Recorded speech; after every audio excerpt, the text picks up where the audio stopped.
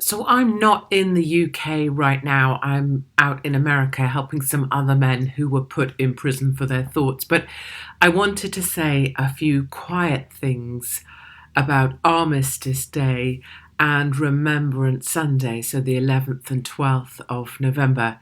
And the first one was about silence. So, Remembrance Sunday is a quiet day of remembrance, so quiet.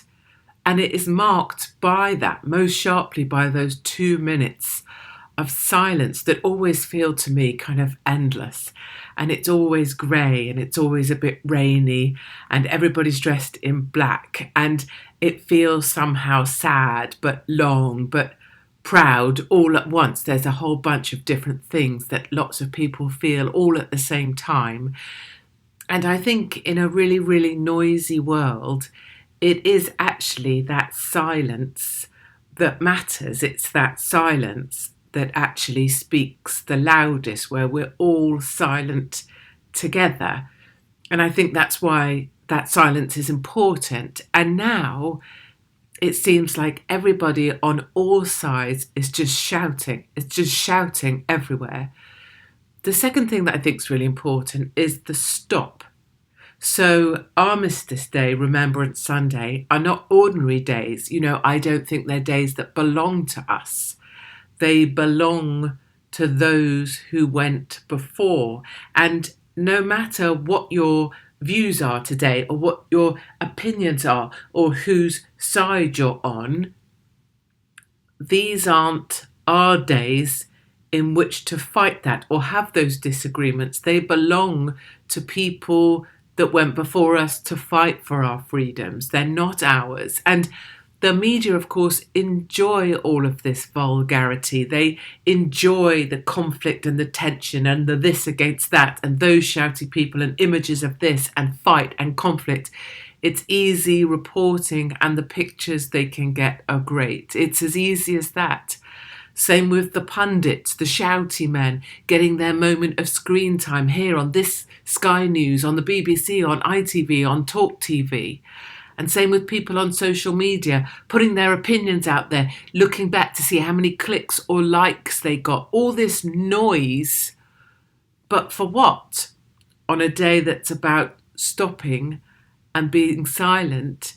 And so many of those being the noisiest have never fought for anything, certainly never signed up to fight for their country. The only thing probably they've ever fought for is more screen time for themselves. And I think most importantly of all, and the thing I can't hear anywhere, is that all is not lost.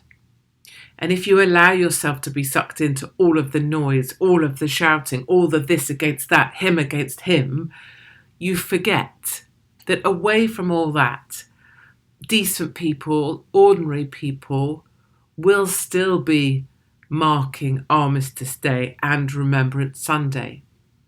And that decent, ordinary people absolutely remember that their grandfathers or members of their family went to war to fight because they believed in their country and they believed it was worth fighting for, and they never had to make any noise, never chose to talk about what they did, most of them. They just took what they'd seen and experienced and been through silently with them, never complaining or making a fuss.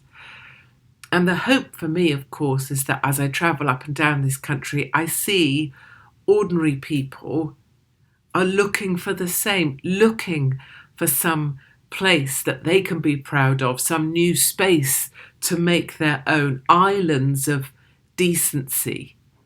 And that is the extraordinary hope that I have. If you turn your back on all the noise and the theatre and the pantomime that's being played out by the media and those who contribute to it, away from that, ordinary, decent British people still know what our grandfathers fought for, still will respect Armistice Day and Remembrance Sunday, and many, many are starting to stand up and realise this fight is now ours to carry on, to create these spaces, these places, these islands of decency that we can have pride in, and that we would be prepared to stand up and defend. So please know, despite the noise, there will still be a time to stop. There will still be silence held by many. And after it, we shall cry, cry God for Harry and England and St. George.